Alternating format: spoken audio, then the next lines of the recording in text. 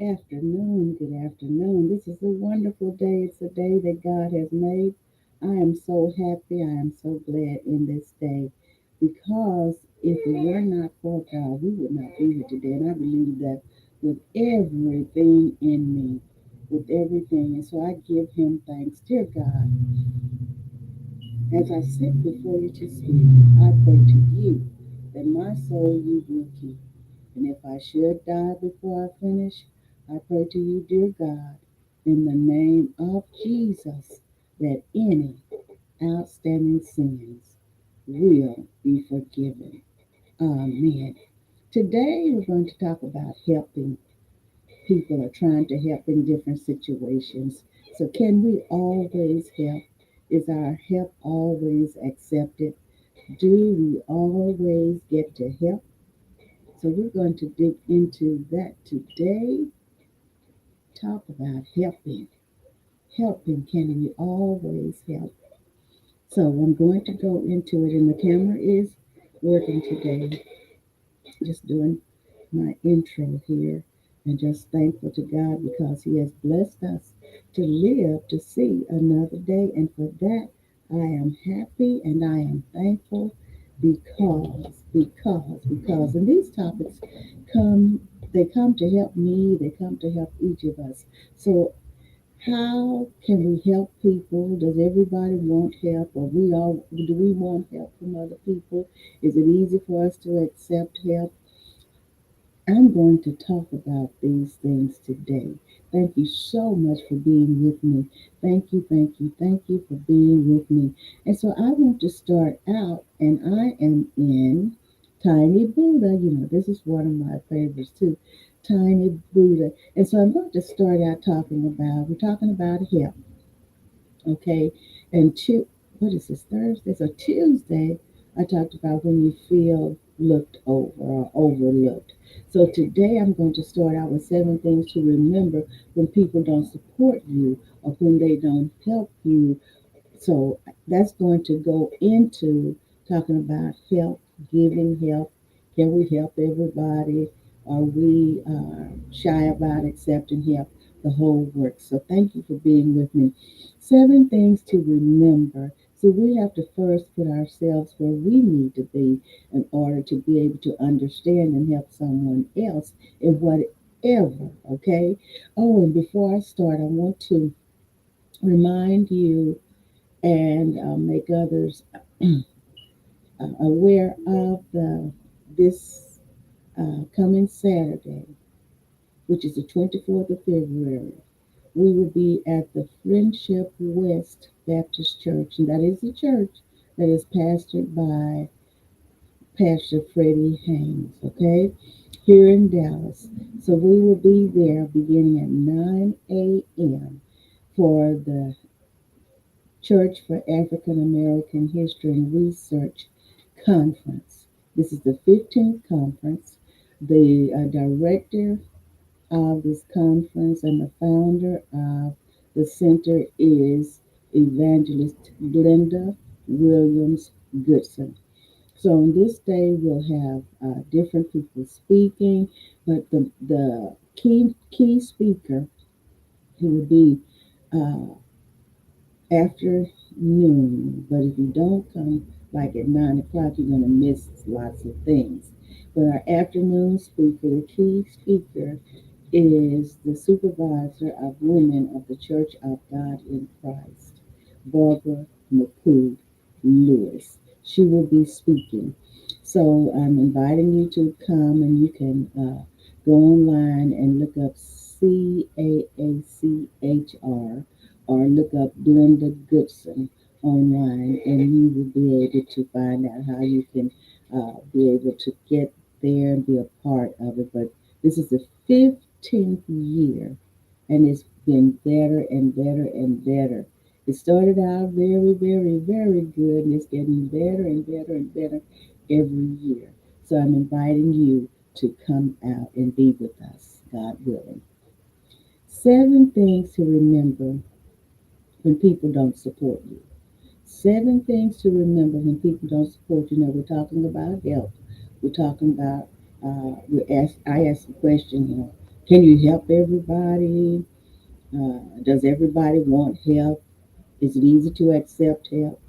And we're talking about ourselves today. We're asking this question all around, okay?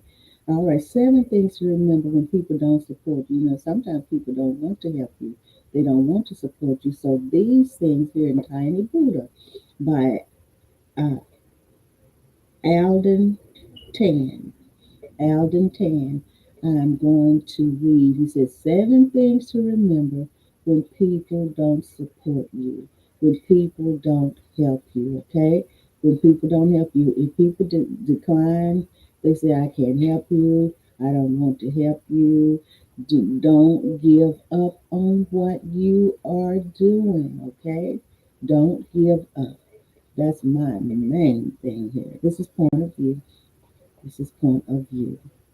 Cleester, Eula, and Maritha are on their jobs today, and they're supporting me, and I thank God for that, and I'm definitely supporting them.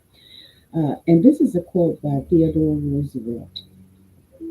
I care not what others think of what I do, but I care very much about what I think of what I do. That is character. So think about that. I care not what others think of what I do, but I care very much about what I think of what I do. That is character, and that's Theodore Roosevelt. So, this writer, Alden, is telling us, he said, I'm currently doing the whole quit my job to pursue a dream thing. I left the security and stability of having a salary along with a supposed career.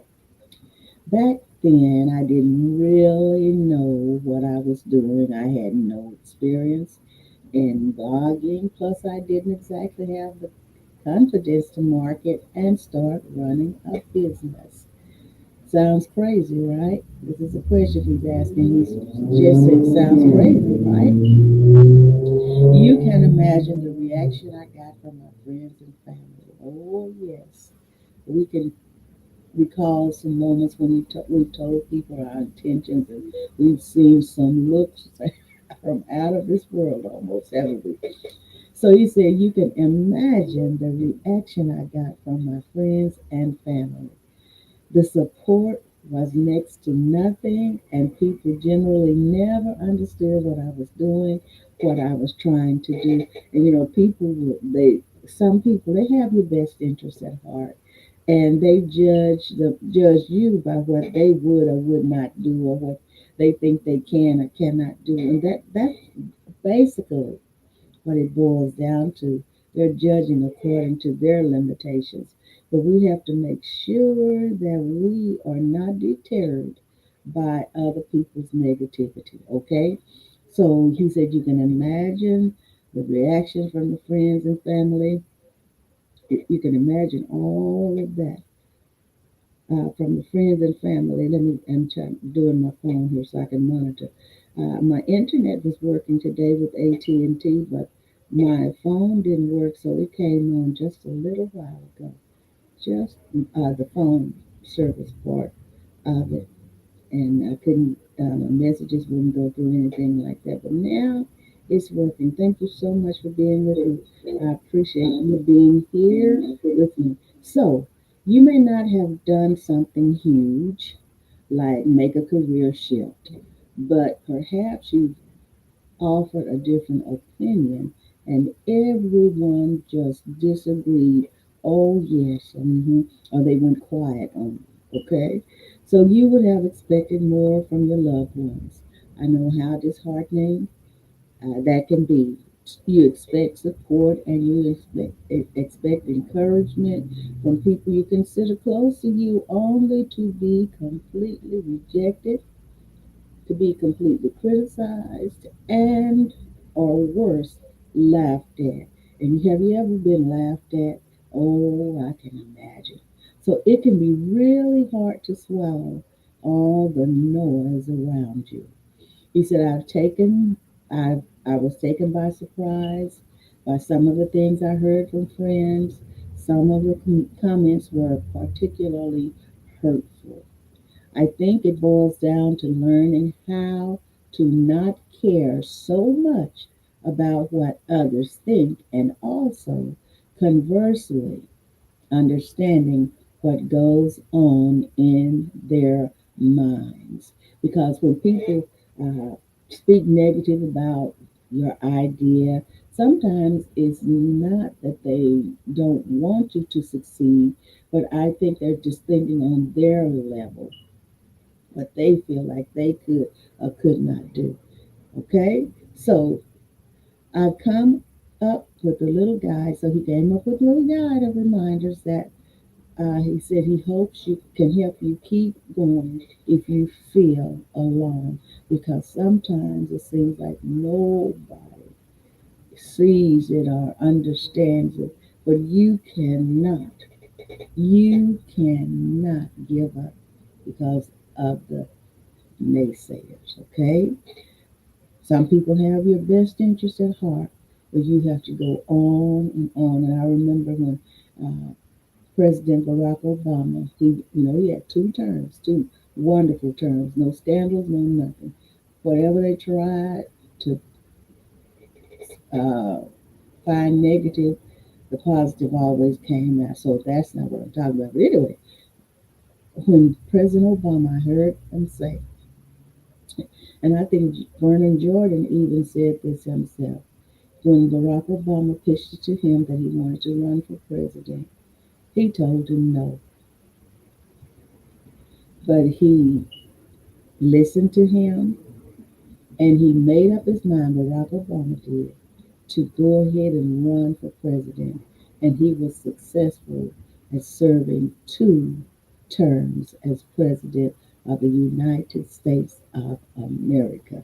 So when people, not everybody has a meaning to harm you, they don't want you to fail. Some people have your best interest at heart.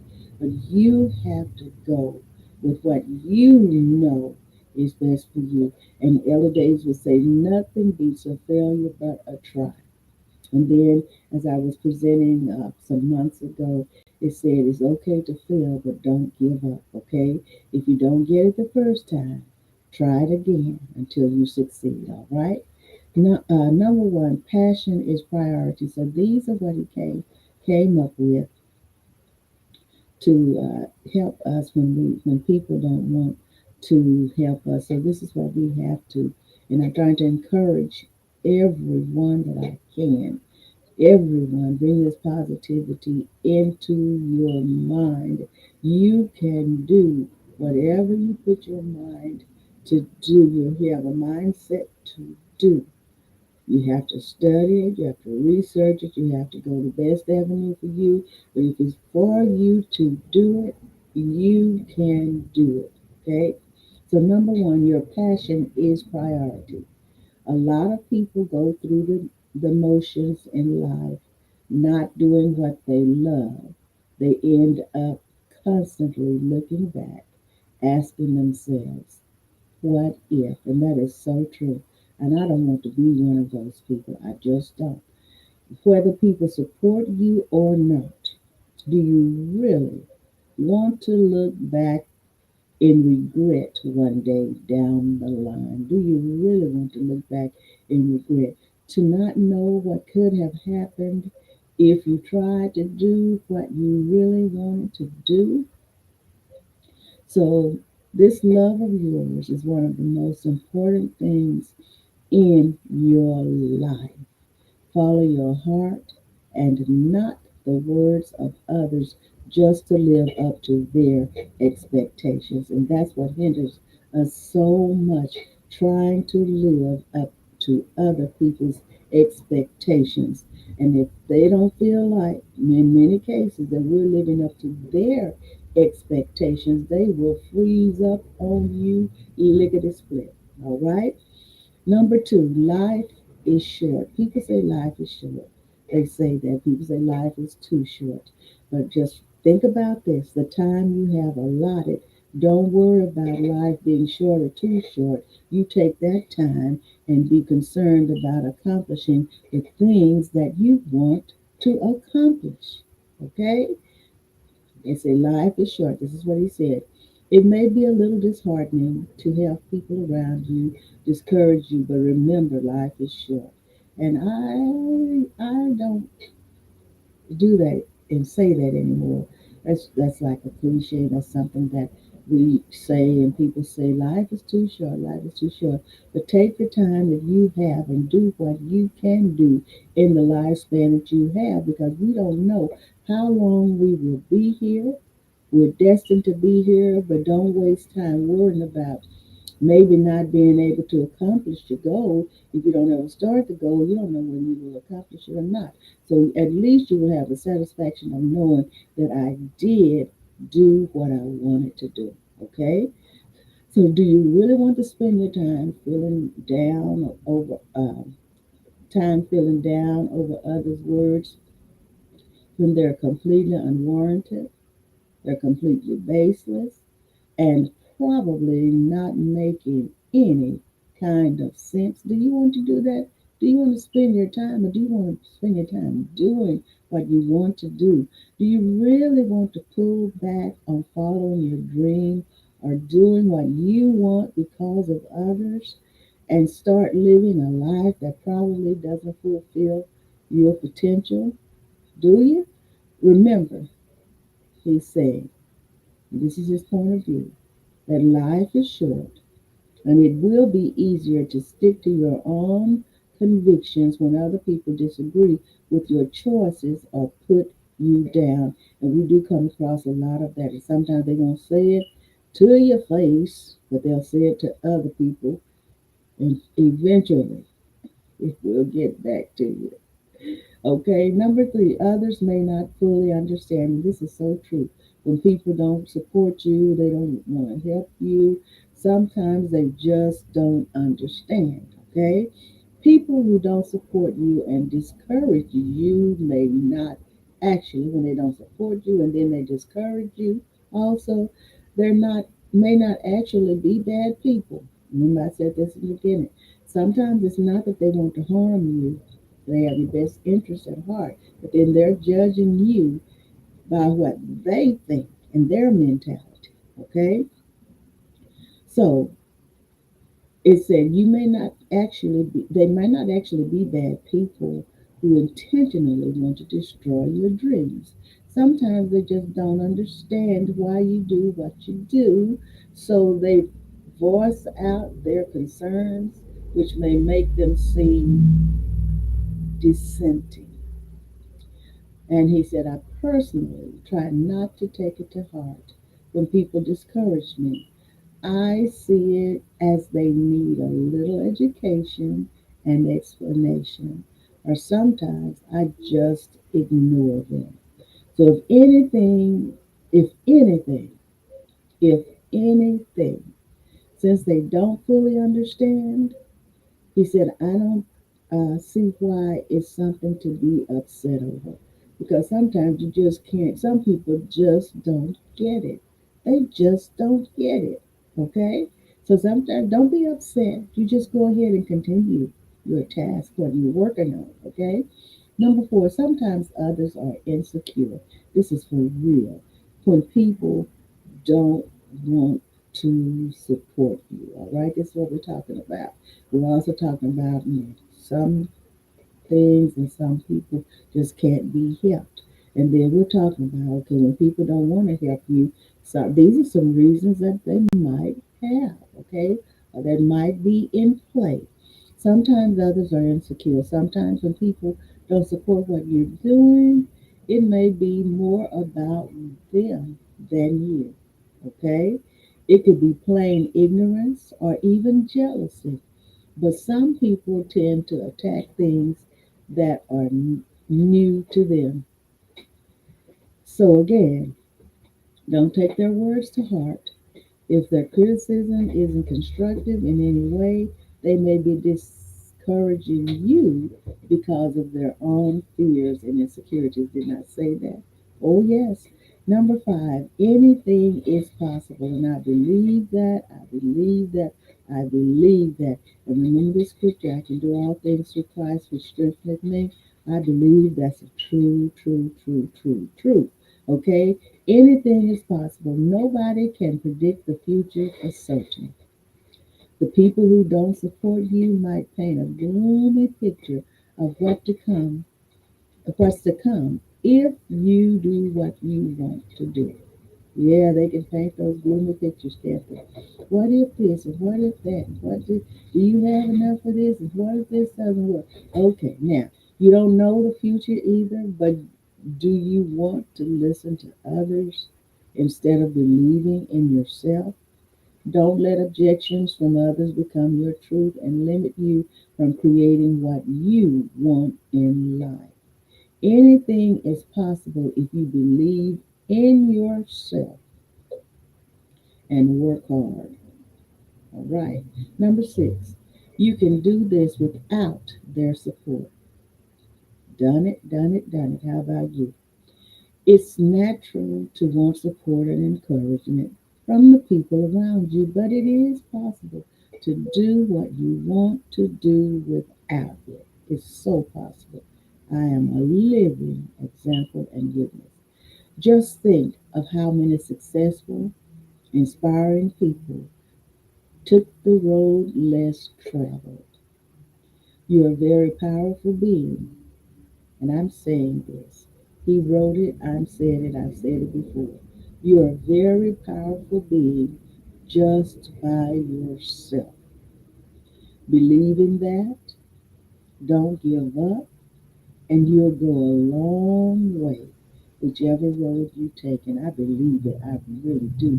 You know why I believe it? Because I know it is true. I'm a living witness. Okay? I know it's true. Number seven, you can't please everyone in life. You can't do it. It's just impossible. A lot of people forget that. A lot of people forget that you can't please everybody. It is impossible to please everybody, okay? So if you try to please everyone, it's going to be next to impossible. So don't bother. Just don't bother about it. Just keep your focus on what you want to do and why. You have to stay focused. So in an ideal world, we could constantly surround ourselves with positivity. Okay? In an ideal world. We can't do that. But we can work on ourselves so that we stay committed commitment and positivity. Okay? And then we can stay committed and positive. So are you surrounded by naysayers? Are you? How have you dealt with this? And this is Alden Tan. Alden Tan writes about honest and real stories on his blog. He's both a passionate writer and b-boy. So you can check. He has a free book called 12 Things Happy People Don't Give uh, or star about. Okay, now this is entitled The Tiny Booty. So now, are you one of those people that is um, is kind of hard for you to accept help from other people? And there are many reasons why it's hard to accept help from other people. So I'm going into psychology today now, and I want to help us know how to let people help us, okay? And this is entitled How to Let People Help You, because I know you understand it's hard sometimes to accept uh, help from other people, and it's not in an ungrateful or you're not being mean about it. It's just hard for some people to accept help, okay? Why is accepting help so hard? And this is posted on October the 5th, 2021. And it was reviewed by Ekua Hagen. Okay, Ekua Hagen. Here are some points. Here are a few points that we're going to get into. Receiving help can trigger feelings of shame if, as a child, see, this is good. This is good. Why? And so we're going to talk about how sometimes you just can't help people. And so some of these are the whys about it. So just think about it, okay? Receiving help can trigger feelings of shame if, as a child, one asks for their needs to be met without getting an attuned response, okay?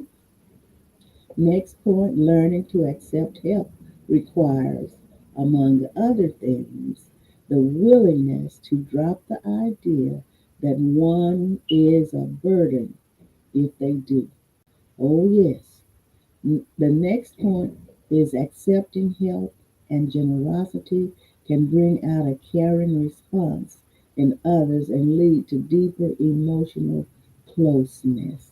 So, all of us have a longing to be the recipient of caring gestures and offerings that express thoughtfulness and sensitivity to what we need. We all want to be, noticed. We all want to be cared for in a certain way. So, however, many of us also experience a certain level of discomfort around receiving because even as it may benefit us and be what we wish for, it also challenges us. Oh, this is good. Yes, yes, yes. So, have you ever thought why it's so hard to receive from someone else? You can give, no problem. Giving or receiving is just sometimes difficult, okay? Too often we have grown up believing that the less we ask for, the better. Feelings of being a burden or imposition can lead us to avoid accepting things in general. As a result, we are often confused by our conflicted responses to receiving. Okay? So, why is accepting help so hard? Why is it so hard? These complicated reactions to receiving can partly stem from our attachment history. For real, our attachment history. Our early attachments help shape how we relate to others and how we expect others to relate to us. So, if we experienced an insecure pattern of attachment in childhood, we may feel less trusting or secure in our adult relationships. So, if we weren't used to receiving consistent quality care from our parents or attachment figures, it can feel painful or confusing to accept this from others throughout our lives. So it is difficult for us to depend on others for help. Yes, yes, yes. First of all, it can be hard to admit we can't do everything ourselves. Recognizing we need something from another person can trigger feelings of shame and unresolved pain from our childhoods. So, this is especially true if we spent the first year of our life expressing our needs and not receiving an attuned response. And not receiving an attuned response. Second time we've come to this word, so let's just dig into this word attuned, okay? Attuned. All right. It is receptive or aware. Receptive or aware. We had needs and they were not met, and that's a form of rejection. So many people have gone through so much in life. So we have to try to understand. We have to try to understand people, but not to our harm, okay? Not to our harm. So we're going to get into talking about helping other people.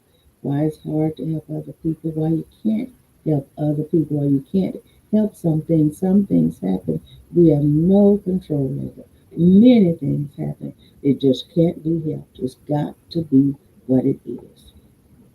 So these are the building blocks of avoidant attachment, where the child develops the adaptation of being self sufficient and keeping their needs out of their awareness to avoid the painful feeling of shame that result from their needs and being responded to.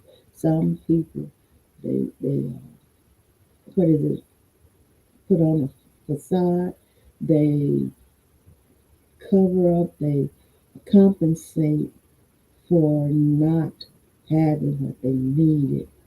They do, they really do. So they build up this, uh, so what is it, defense, emotionally and physically too. They do, so they won't have to feel that pain anymore. So they do this to avoid the painful feeling of shame that results from their needs not being responded to. So why is it so hard? This is these are some reasons why it's so hard to accept help. So they may be afraid that if they express a need, it will be seen as too much. And if I ever ask anybody for help, it's because I need the help. And then if I'm rejected, I don't bother them no more. That's just me. That's just me. So when we have developed an avoidant style of attachment, we tend to feel pseudo independent and drive to meet our needs ourselves. We're driven to meet our needs ourselves. We become pseudo independent and then we become driven to meet our needs ourselves. So, this can make it particularly challenging to rely on or seek out others for support. It may be hard to believe there could be a better outcome than there was for us in our past. Hard to receive. So, let, letting others help or offer us something can contradict our view of having to take care of ourselves or not have needs at all. My goodness. So, next, how do we challenge our discomfort around accepting help? How do we challenge our discomfort around accepting help? How do we do that? In order to accept help, this is for those of us, and we know who we are, but we know that it is so hard for us to ask for help and accept help. So hard, so hard. It is not that I didn't have what I needed when I was a child. Mom and Daddy took care of all eight of us plus themselves. We didn't go without. No, we didn't go without food, clothes. Daddy was a great provider. Mama was a great mother. We had everything, but there's this thing in me, and it was instilled in me because we were taught to be self-sufficient, take care of each other, help each other, but don't be so dependent on outside help. And that's the way we are. In order to accept help and even be willing to ask for assistance, we would have to abandon an adaptation that felt necessary for survival when we were helpless, dependent children. And there are some children that had really, really, really, really, really, really, really bad, difficult childhoods. Really. So moving away from something that provided a sense of safety can initially cause us to feel anxious, to feel insecure, and even frightened. So, however, these feelings will subside as, let me get this, they will subside as we adjust to a new reality in which we are able to accept and participate in the give and take with others and the closeness it brings, because it does bring closeness. Okay? So, in addition, we would need to part with the negative identity we developed early on of seeing ourselves as needy or a burden if we expressed a need. This identity develops from the young child's needing to see their parent as good to feel safe. This is what it is. This identity develops from the young child's needing to see their parent as good to feel safe. So, if a parent is not attuned or responsive to the child's needs, the child unconsciously assumes that it's their fault, thereby preserving their image of a good parent. My goodness. Unconsciously, they develop this. What else could they think? What else could a child think? So, if we assign value to the act of receiving, this is talking about how to be able to accept help from someone else when we need it, okay? If we assign value to the act of receiving like any other skill, we can get better at it. So, to do this, we have to break down the barriers inside us that keep people at a distance. We can start by paying attention to critical inner voices that fuel our feelings of discomfort and avoidance around accepting. So we can try to be aware of negative thoughts that come up when we're on the receiving end of kindness or acknowledgement. And have you ever someone come to you and say, "Well, I can help you do this, or I can do that," and then there's a block that sets up in your mind, like, "Oh," and you don't really intend for it to come up, but it's just something that tells you, okay, be very cautious. Be very cautious. Has that ever happened to you? I thank you so much for being with me. We may notice a range of thoughts that minimize and critique or deny us, like, I didn't really do anything special. I don't need any help. This is my burden, not theirs. You shouldn't lean on other people. You're just annoying them. Now you owe them something. You're not worth the trouble. All of these things come. All of these thoughts are not real representations of us or our relationship with the person helping us. Not always, but there's always the negativity, that negative voice that tell, be careful, they want something. What if this? What if that? Now you're gonna know owe them this, you're gonna owe them that. Yes, yes, yes, it happens. So they're just the self-denying commentary of our inner critic.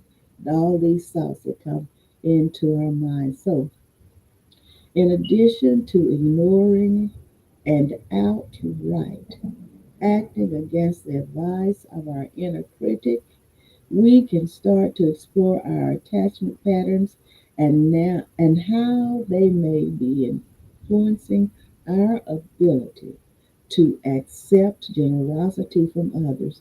So because our attachments can act as models for how we expect others to behave, there we go. Okay? Our own level of thinking, and sometimes we think that other people are going to act this way because that's how we think they're going to act, and that might be what we are doing. Okay? So let me get back up here and start this sentence again. Because our attachments can act as models for how we expect others to behave, they could be driving our feelings of distrust, discomfort, and pseudo independence. So, by understanding our attachment history, what happened in our childhood, what happened earlier in life, what experiences did I have that have me thinking like this and being suspicious and being, slow to let people help me or not letting people help me at all. What happened? What happened? So, by understanding our attachment history, we can foster more inner security and become more open and accepting toward others. More open and accepting toward others. This is Psychology Today, and it's just telling us how to be able to accept help from others because so many times, hey, we're just leery, and it can be because of experiences, past experiences. And this is by Lisa Firestone, PhD. How to let people help you. Okay, now let me get on to these. Oh my goodness, I'm here. There are some people you just can't help. There are some people you just can't help. And this is by Anya Light. There are some people you just can't help. And there was one article in here that was telling us just don't try to help them. Just don't try to help them, okay? There are some people you just can't help. Tiny Buddha again, okay? Tiny Buddha again. Some people you just can't help. So here's a quote from Laura Descheny.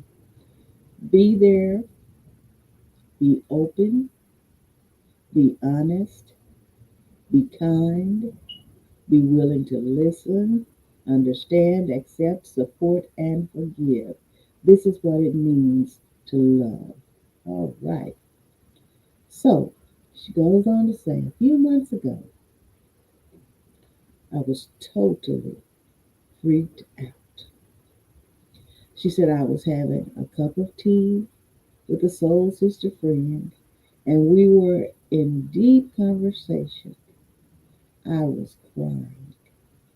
I was explaining between hiccuping sobs about how there was someone in my life who was suffering deeply. And what are we talking about?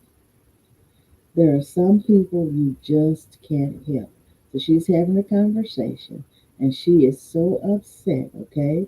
She said she was crying. She was sitting there talking about how this person that she knows was suffering deeply. Okay, so sitting at the cafe that day, I said to her, there is this person in my life that I love so deeply, but he is suffering. Have we ever had somebody in our lives like that? And I'm pretty sure we do now. But then we have to weigh the issues, and we have to first know and find out: is this going to help me? Is it going to hinder me? Is it going to do more harm to me than help for that person? There are so many things we have to consider. Thank you so much for being with me today. So she said I was explaining between hiccup and sobs about how there was someone in my life who was suffering deeply. So she was sitting at the cafe that day. She said to her, this is what's happening.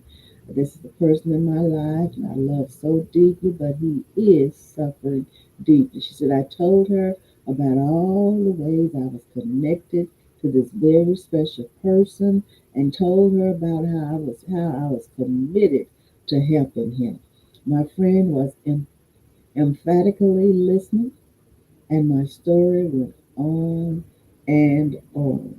It went on and on, and I just messed that up. Okay,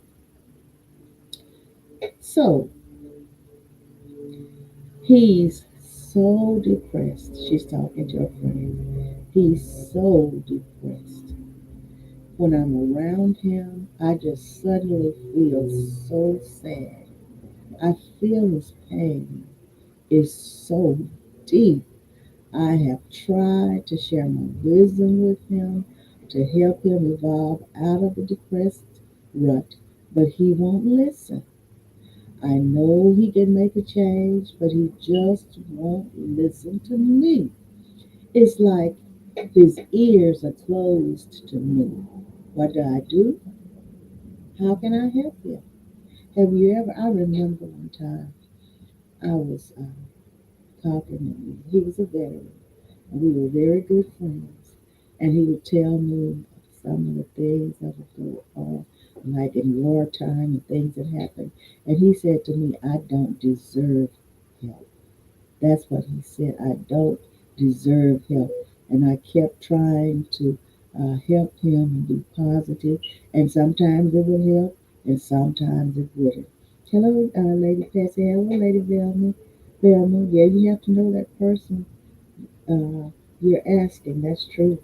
That is so true. That is so true. So he told me, he said, I don't deserve help because of the things that they did in war. So she said, it was then and my friend replied in a way that I will never forget. She went on and on. She was telling about whenever I'm around him, he's so depressed. It makes me so sad. He really needs help. I try to help him. I tell him this and that, and he just won't hear what I'm saying. And have you ever tried to help someone and you've told them certain things, and then when you talk to them again, they tell you, well, this one told me this, and this one told me that, and I think I'll try that, and this one, yeah, and you've already told them the same thing, almost word for word. Has that ever happened to you? So it was then said she said, my dear friend replied in a way that I will never forget. She placed her hand on my shoulder and looked deeply into my eyes. We sat in silence together for a moment. Finally, she spoke with such a gentle tone in her voice. Anya, your lesson is to learn in this situation is simple yet difficult. Your lesson is that you cannot help this person. Sometimes there are people that you just can't help. And that is a sad fact. There are people that we cannot help. And you know, I mentioned this song so often. I like that song by Bobby Womack. I like the melody, I like the music, I like the words because it makes so much sense. And he said, Harry talked about how he lies asleep in the shade. Life don't bug him because he thinks he's got it made. And then he said he wants to help Harry, but Harry is traveling around doing his thing. He said, how can I help you if you're somewhere out of town? How can I help you if you're sleeping on the ground? Some people would rather do this than to accept the responsibility of picking themselves up and doing better.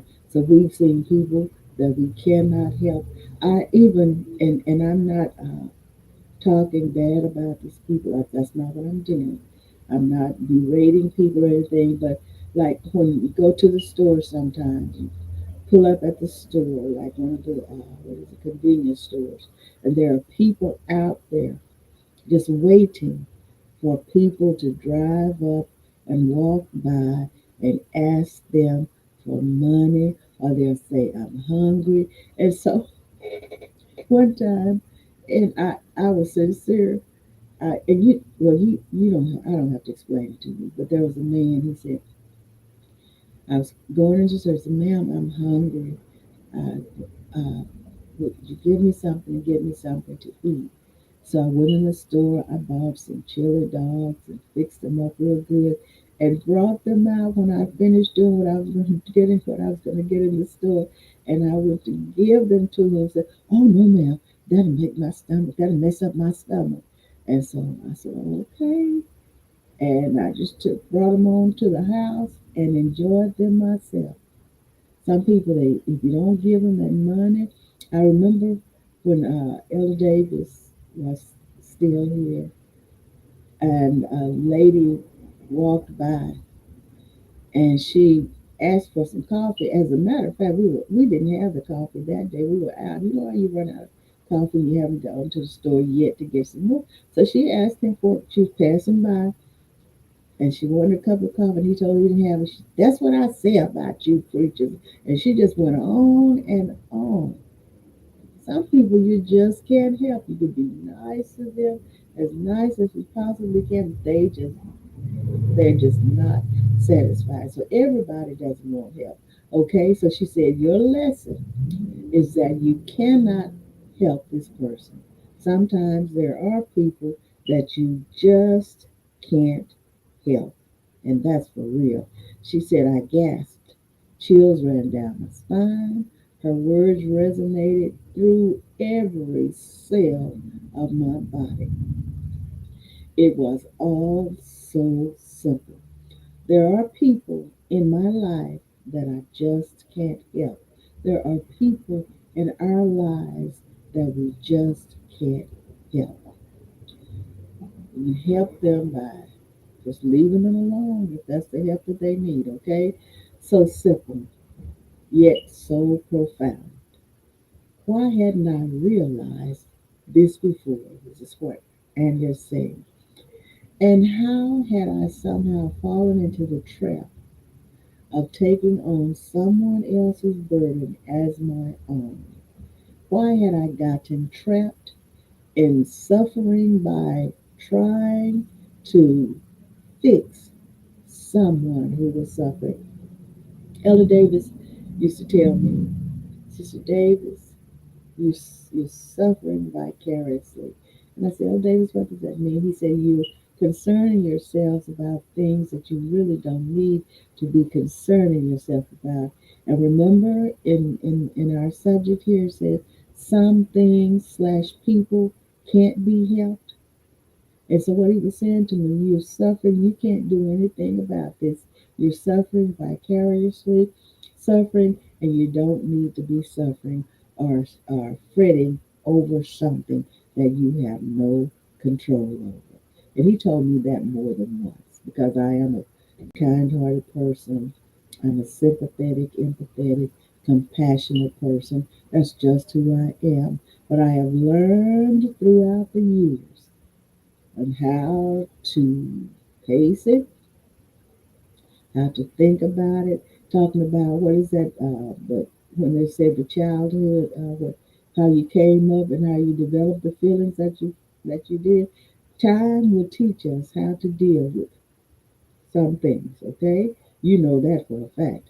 So these traps are unfortunately all too common for those of us with big open hearts.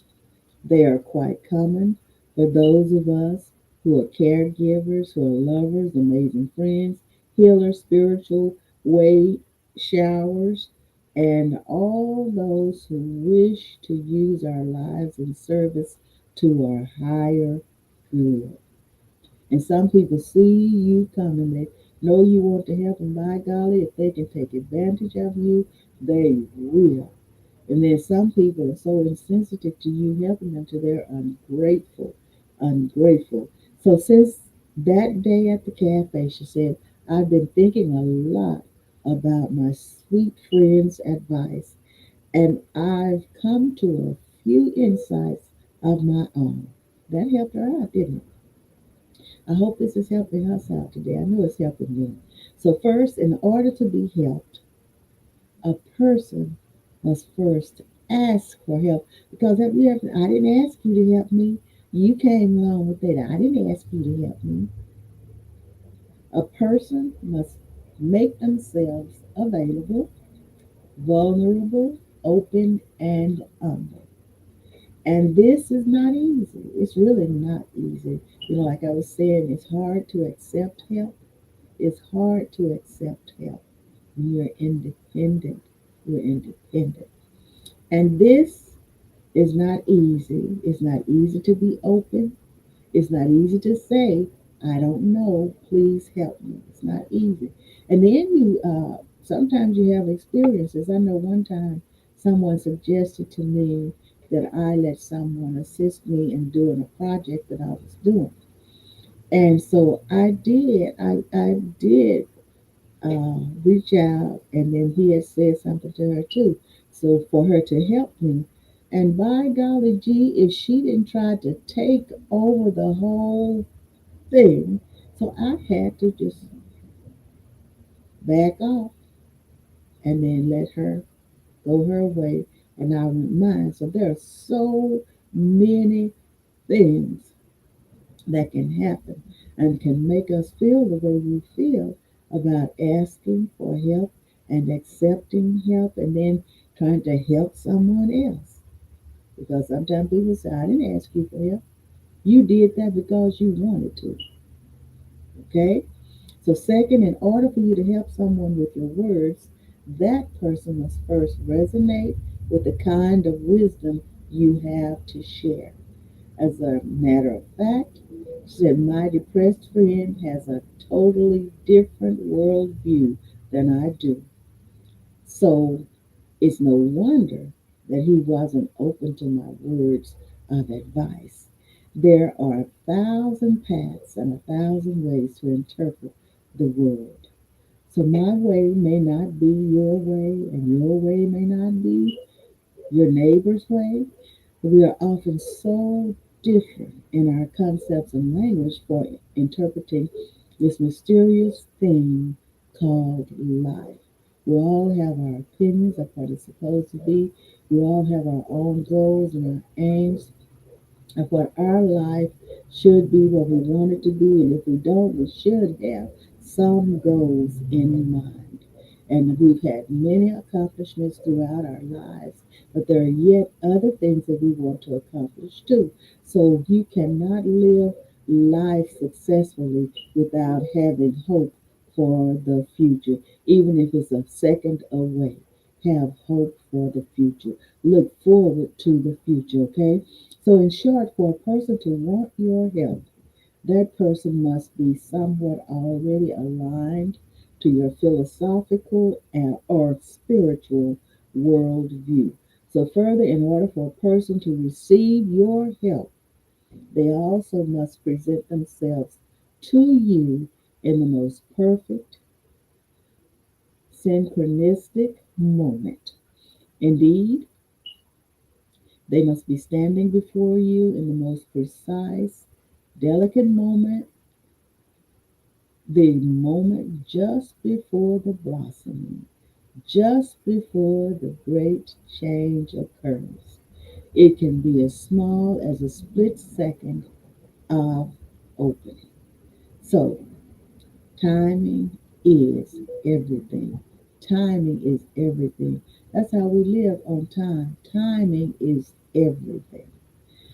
So, in that moment of perfect timing, they will not only be ready, but hungry for evolution, hungry for growth, hungry for truth, hungry for new ways of seeing the world beyond their limited old perspective. So, my dear friend who is suffering does not want to grow in that way. I wish he would consciously evolve out of suffering through spiritual practice, at least not at this time. He doesn't want to at this time. So he is suffering and he does not even want to admit that he is suffering. He believes he can achieve no higher or better state in this lifetime. And that is sad.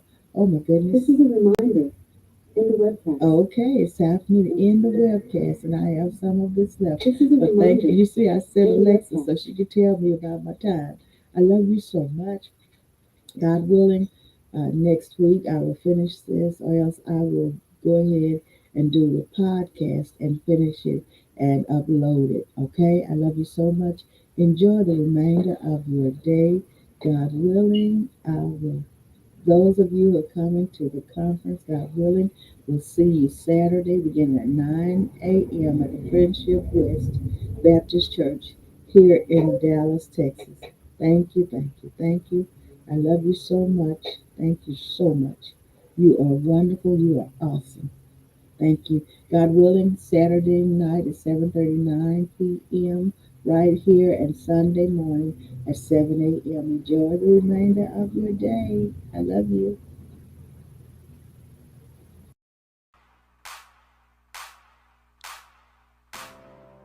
Oh God,